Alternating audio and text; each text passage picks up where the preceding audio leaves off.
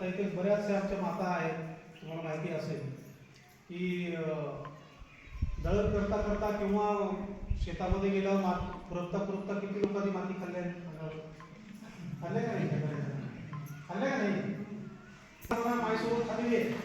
जेव्हा आई आमची दळण करायची तेव्हा ती खाल्ल्यावर तोंडात आम्ही टाकून बघायचं. आम्ही कृपयाला गेल्यावर सुद्धा तिथं शेतामध्ये, कारण तेव्हा ते शरीरामध्ये कॅल्शियमचं प्रमाण जरा कमी राहायचं, त्यामुळे माती खावं वाटायची यांना. आणि ती माती खाल्लेली काय होती ते खात होता. आता खात खाऊ शकत नाही आता, कारण वरचा जो 1 फुटाचा थर जो आहे ना तो एवढा कडक झालेला आहे, खराब झालेली आहे. ते खाला तर आपण आजारी सोडतो. पहिले पडत नव्हतो.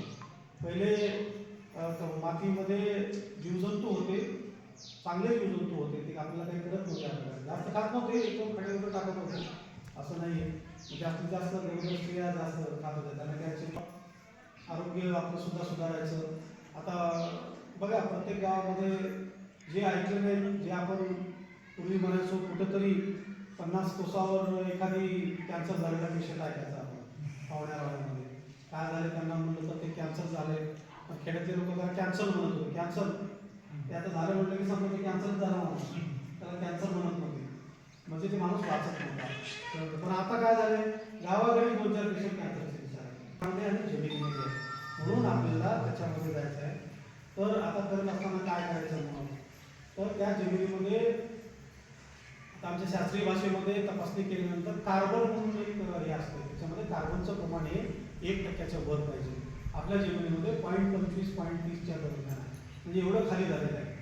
1 पेक्षा जास्त जेवढं कार्बन जास्त तेवढी ती उपजाऊ, त्याच्यातून उत्पादन येते. आता आमचे बरेच शेतकरी मंडळी होतात, पूर्वी एवढे आमच्याकडे कट्टे इथे जायचे सोयाबीनचे, आता वरच्यावर कमी कमी निघायला लागले. त्याचे कारणच ते आहे, कारण त्या जमिनीमध्येच काय तर त्या पिकात काय आहे ना.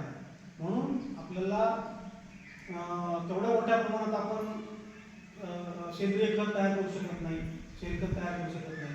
त्याला आधुनिक पद्धती निघाल्या, तणखत आहे.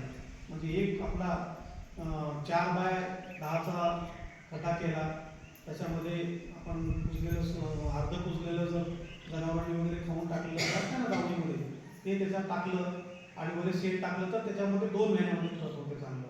नाडीव पद्धतीने आपण कमी शेणामध्ये, म्हणजे जनावर नसल्यामुळे एक जर गाय आपल्याकडे असेल, देशी गाय नसेल तर बैल चालतात, ते नसेल तर म्हैस चालते, म्हैस नसेल तर मग शेवटी तुमची दुधाची जी आहे जर्सी गाय सुद्धा असते, त्याचंही चालते. पण सगळ्यात चांगली देशी गाय.